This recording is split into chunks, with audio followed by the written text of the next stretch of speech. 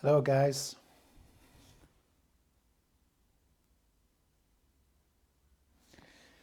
So there should be a chat box there if you want to make any comments, ask any questions.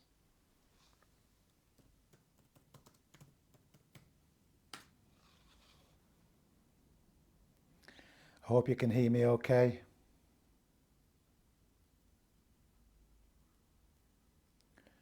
Just going to wait a minute or two for people to arrive. So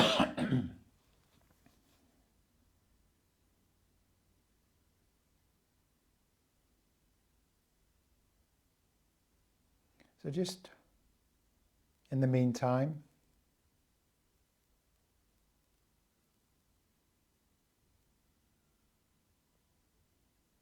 just pausing, feeling your breath.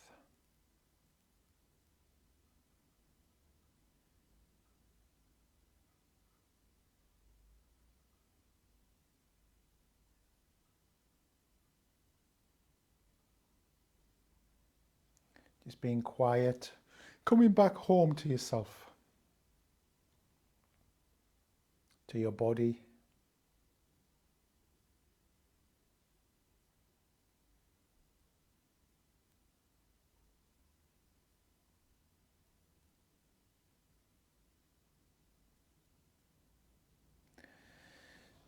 So before we get into the nitty-gritty, the meat of the subject, as it were. This is taking place in what's called Cootie in the middle of England, the middle of the UK, in Leicestershire. It's a very beautiful part of the country. And Cootie means meditation space. Yeah. So the purpose of the from self-isolation to home retreat is that on your left hand side in the chat there should be a link to a page on the website with free resources. There are meditations on there. And I'm going to ask you to set up a very simple program if you're in self-isolation or just working from home. The program is to stop 3 times a day for 15 to 20 minutes.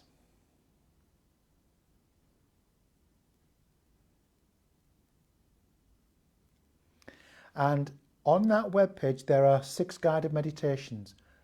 Just go into one of those and listen to one of those for a couple of those sessions of those pauses, 15 to 20 minutes. The meditations last around 15 minutes. And just stick it on and sit or lie down, it doesn't matter which. And also there's one on there called morning meditation. And it's only about 6 or 7 minutes long. And I'd like you to listen to that once or twice. And then, so your day retreat, your program begins when you wake up.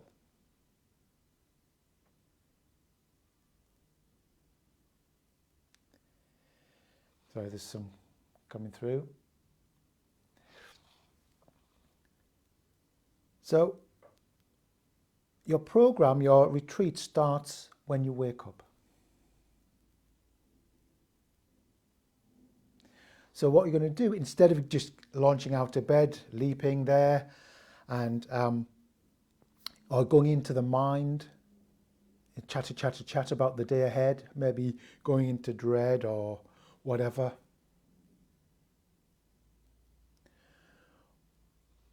What I want you to do is to spend just those 6 or 7 minutes just tuning into how you are, tuning into the body, tuning into your mood.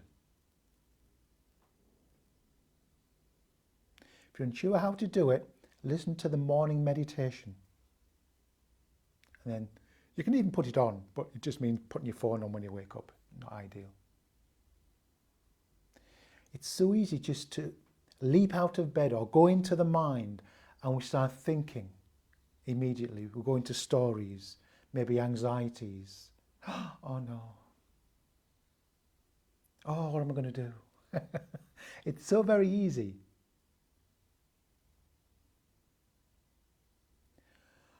But instead of that, we're going to turn our attention to the body and tune into the mood, to the feeling itself. Listen to the body.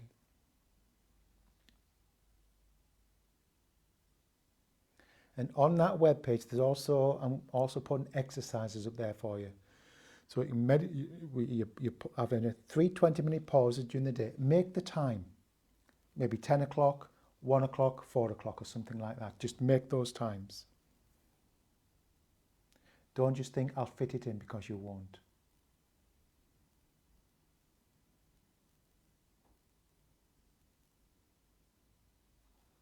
And on the webpage there's yesterday's video too, or Wednesday's video.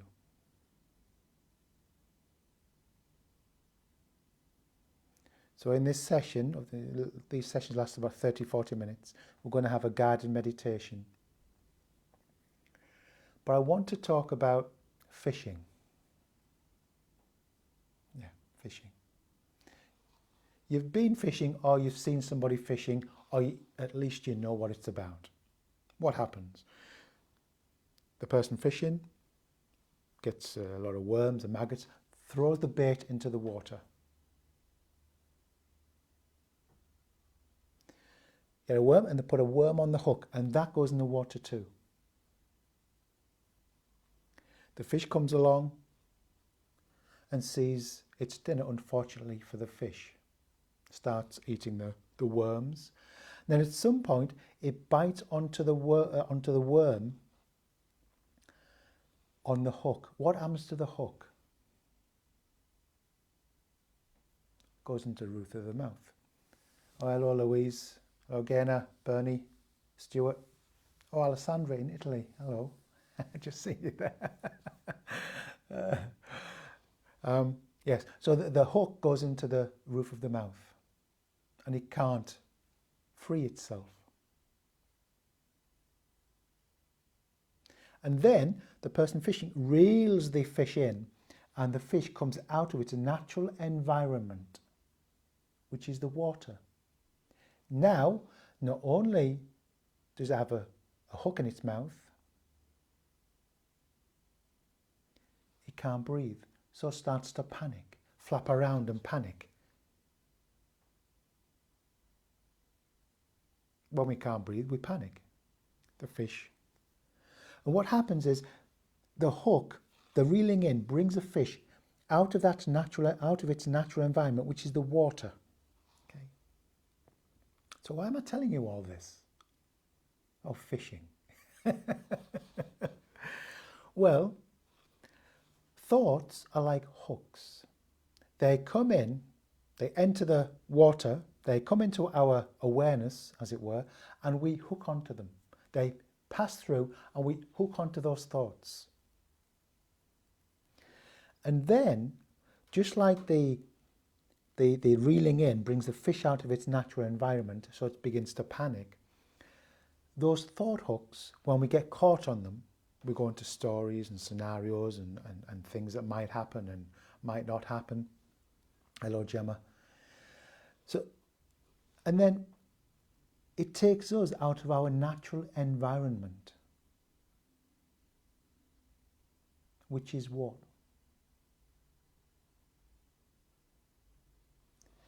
Which is the present moment. We could say the present moment, or we could say the body, the senses, because the body is always present. We experience the present, as it were, through the body. That's how we experience life. And so these thoughts, these thought hooks, they leave us ungrounded. The world, the real world, can disappear almost. Well, in a sense it disappears. The real world disappears. And what you find yourself in is this thought-made world. And anything can happen in that thought-made world. The real world's bad enough. I mean, look at what's happening at the moment. But the thought-made world, oh, even more uncertain. You can die 1,000 deaths in that thought-made world. be invaded by an army in this thought-made world.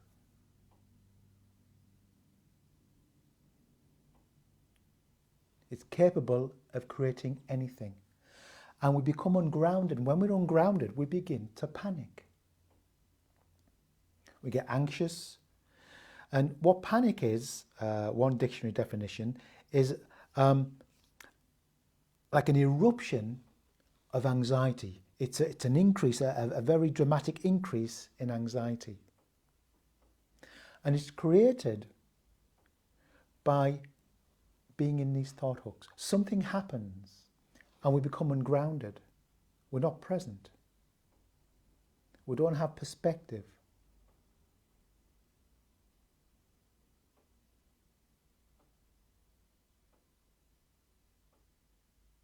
Okay? When I pause like this, just notice what it does for you. In a sense, it will bring you alive.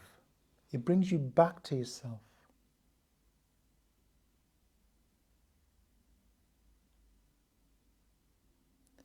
So in your home retreat, learn to pause, even if it's for a few seconds or a minute.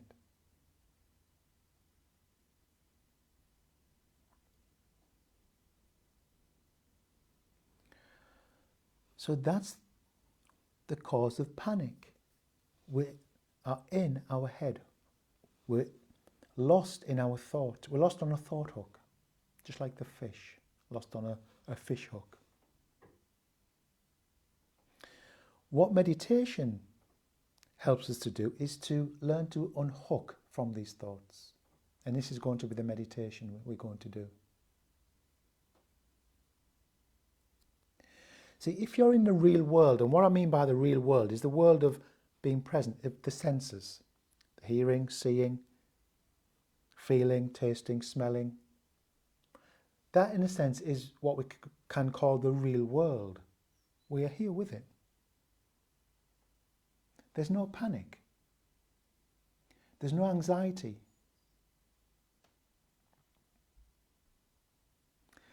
Now, before we go into a meditation, I just want to explain something there.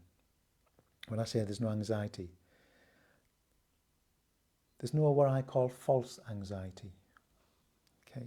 There are two types of anxiety.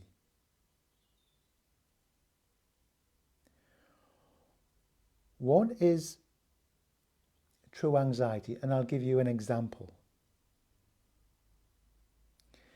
Years ago, I used to always get anxious in the autumn. I used to try and ignore it, and I don't like. And the anxiety was saying to me, Suryacitta, do your tax returns, or you'll get into trouble. So the anxiety was useful. It was like a wise friend. So I'd do the tax returns, or Gaynor would do them, or, because she's better than I am. I'm not very good. I'm crap at stuff like that. And the anxiety would leave. That's true anxiety. That's like a good friend saying, hey, do these or you'll be in trouble. But a lot of our anxiety is what we call false anxiety. It doesn't have its source in the real world like the accounts. It has its source in your head, in your believed thoughts. So no matter how busy you get trying to cue yourself of it, getting busy, it doesn't work. Because the source is not in real life, it's in here. And that is most of our anxieties. Or that is the source of most of our anxieties. And through meditation, begin to see the difference.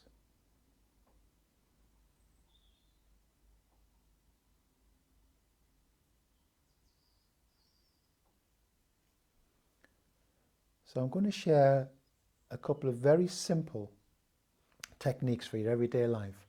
And then we're going to have a meditation. And feel free to send any questions over that you wish. Hello, Kathy. Oh, yes, it will be available later.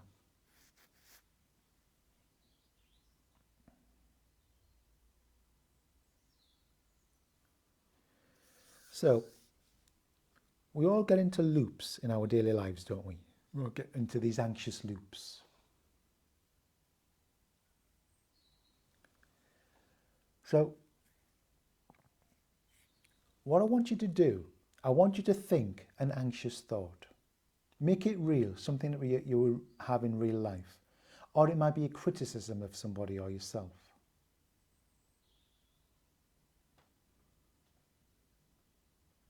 I want you to think it to yourself for 15 seconds now. Just quietly inside. Go ahead.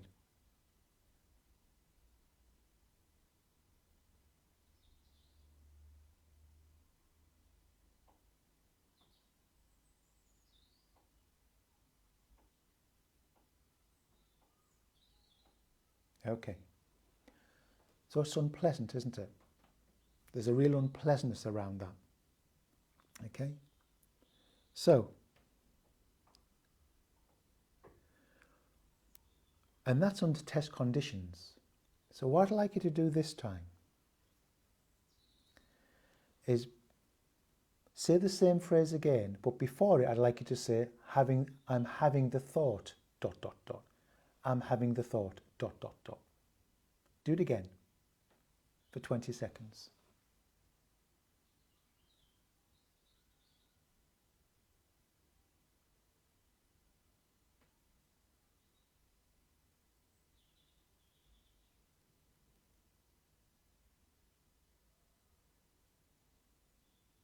Okay. Do you see the difference? See, the problem isn't thought, it's when we believe them. We believe our anxious thoughts, which creates anxiety. Belief thoughts is like fuel.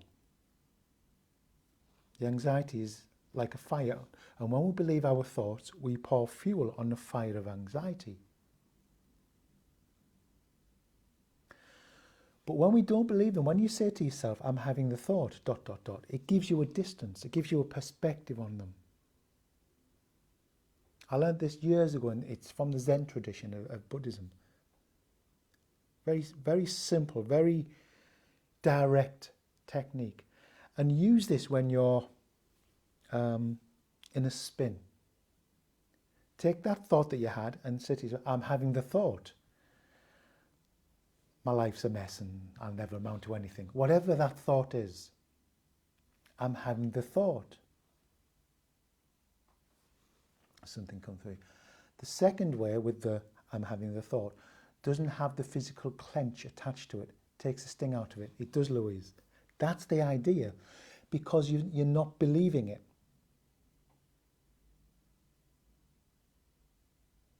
You know, it's like this pen doesn't create a clench here because I don't believe it's going to hurt me.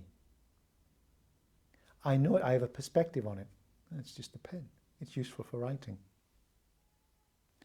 But these thoughts come into our awareness and we take them for real. We believe them.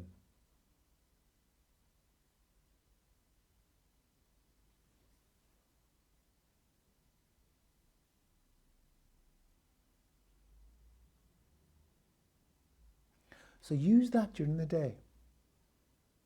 I'm going to share another one with you on Monday. Okay? But use that one for now. When you're in a spin, I'm having the thought, ... So you realize that you're in a spin and you're feeling anxious. I'm thinking, I'm having the thought, ... Okay.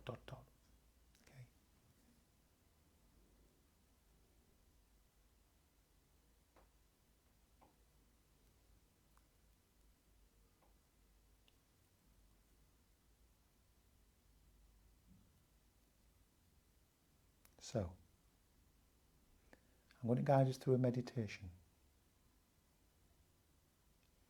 You could say it's a being present meditation. Actually, all meditations are really pointing to the same thing. I've led dozens and dozens of retreats, loads of courses, and for those, at some point, people realise that I say the same thing every time. Just in slightly different ways, just saying the same thing from a different perspective. Not teaching new things because this works. That's why we share it. It's been proven over thousands of years. And I just elucidate it in a particular way. All teachers are translators. We're just translating from the source.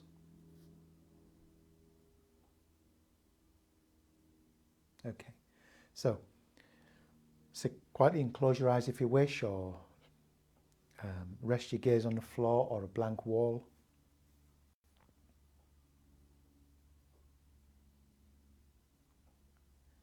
Now we are not trying to get anywhere, not trying to achieve anything.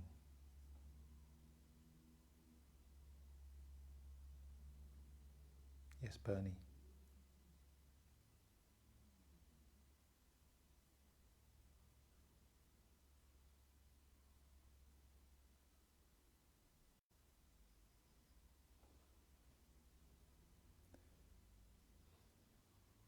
Just turn your attention around 180 degrees and just feel the aliveness of the body.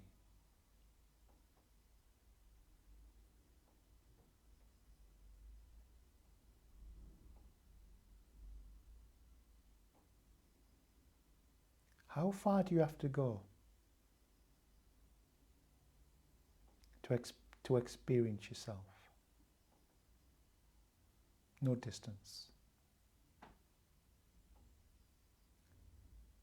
Just a matter of, feel the body.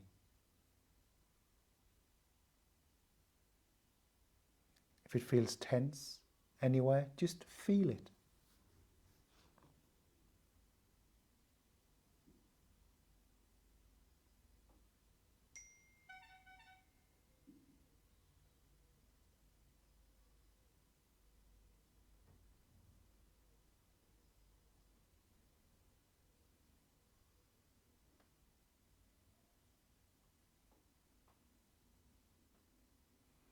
Feel your contact with the chair or the cushion.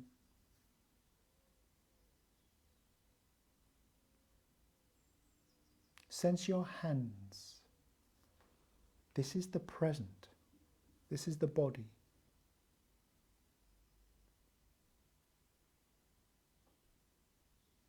Hello, Eve.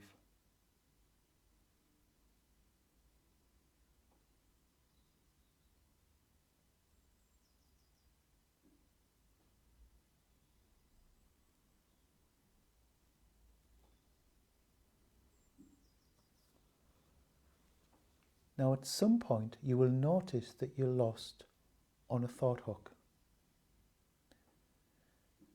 How you unhook yourself is simply to notice that. So you notice you're in a thought hook and you just say to yourself, thinking, and that unhooks you. You can't identify being in a thought hook and stay there. Then just return back to being present.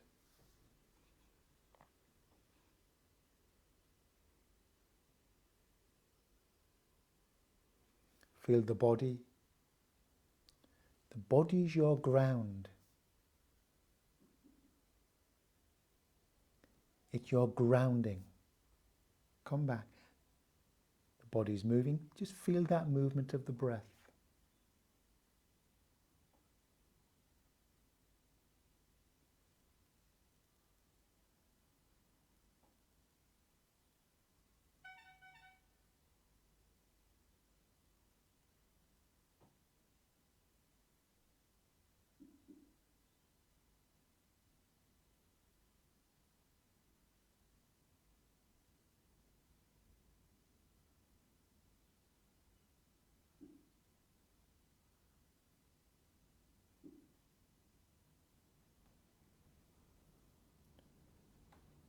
Notice how we want to go into thinking, it's like entertainment. We want to be entertained. We want the drama of the world of thoughts. Just say to yourself, thinking. Thinking is not good or bad. Just come back home The body is your home.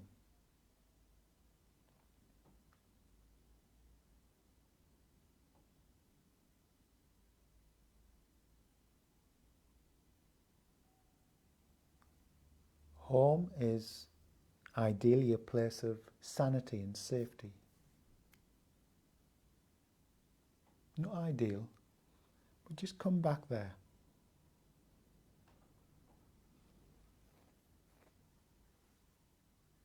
Just feel the breath as it rises and falls.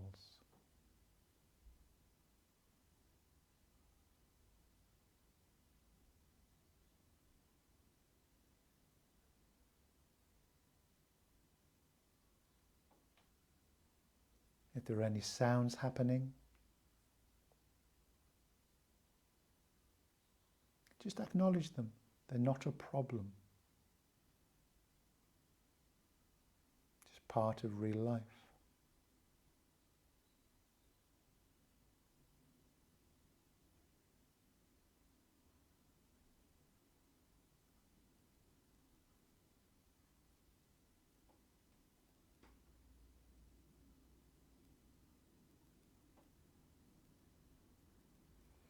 Maybe the sound of the traffic or the wind, people mumbling, doesn't matter.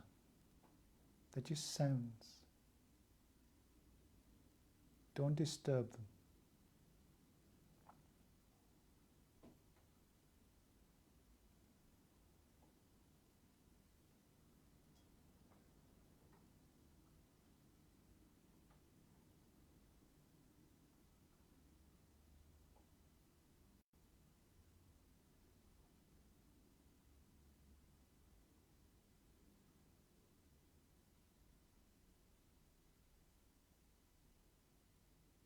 There's nothing to achieve. There's nothing to get rid of. Nothing to change. So relax.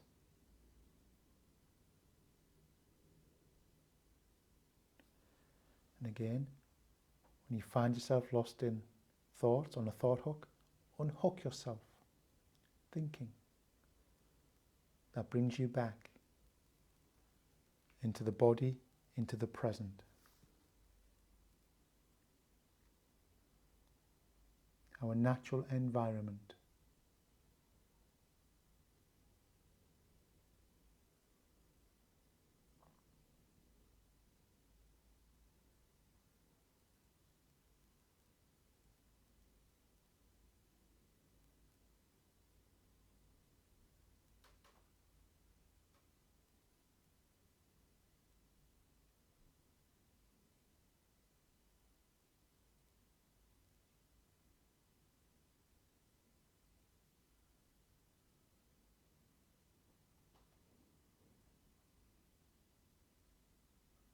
How does the body feel? Not judging it, just feel it. Meditation is about feeling.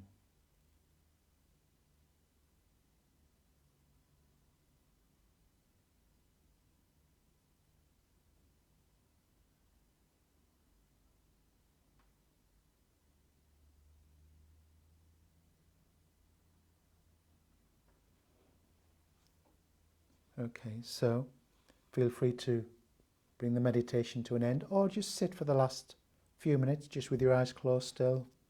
You don't need to look at the screen.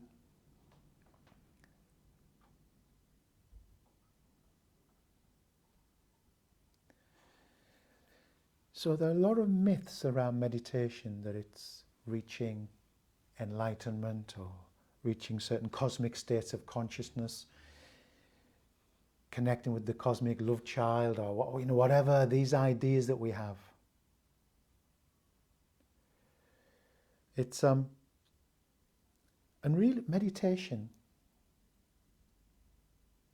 is about feeling. That's what it is. It's about feeling the body, feeling this present moment aliveness. That's what it is.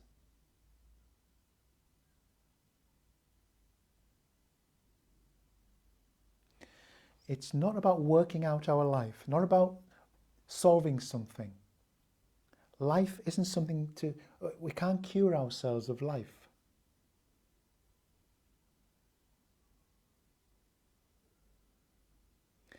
Emotions and feelings are there to be experienced. But what we begin to see as we meditate and sit quietly and pay attention and observe ourselves is we see how we create our own suffering, our own distress. And we all do it. We just do it less as time goes on and more ease enters into our life. So if you are self-isolating or working from home, not make the most of it. It's a cliche.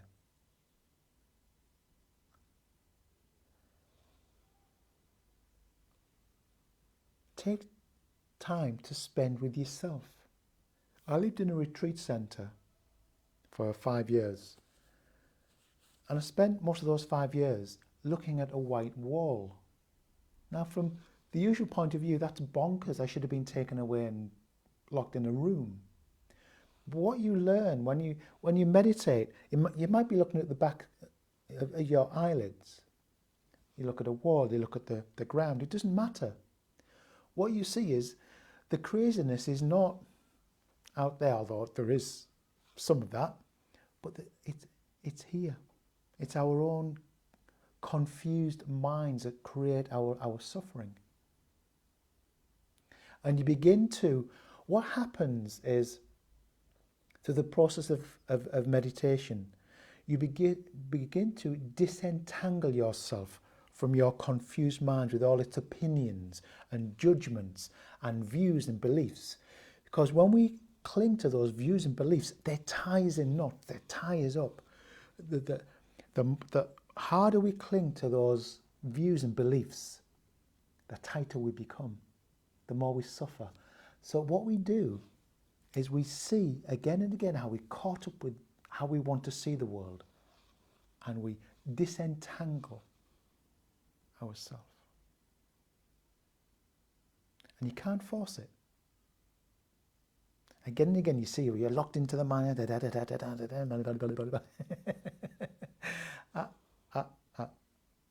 Thank you. And you notice when you get into the thought-made world, it tenses the body. I'm not talking about functional thinking here and creative thinking. That's different. It's the self-centered thinking.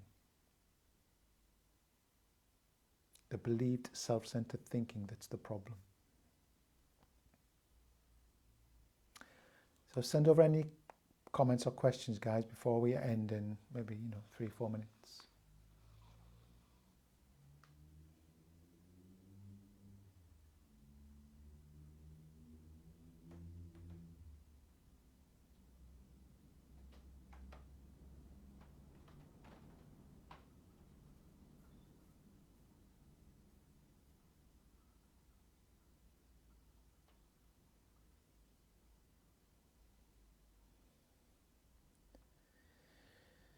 Meditation is a great leveler.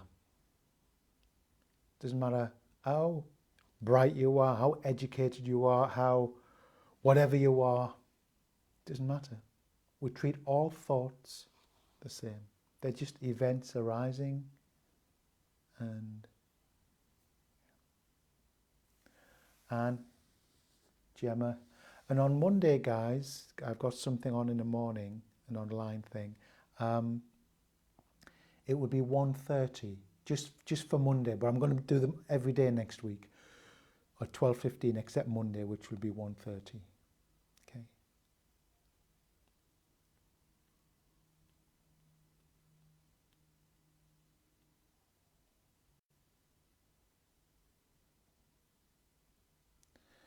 Oh, thanks, Naomi, Natalie. It is, Natalie, it's about feeling, it's experiencing this. And when you experience this and again and again and again, and you learn to stay there more and more, or you just naturally stay there, you give up the fascination with the entertainment system. Ugh. Ugh. Get out of it. But then, See, the thinking mind is a tool. You learn to use it wisely. I'll say more about that next week.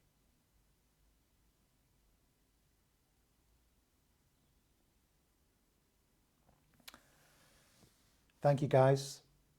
I'll see some of you. I'll see some of you tomorrow morning. We've got a meditation morning, and yes, go to the web page, and there are free resources there. The meditations for you.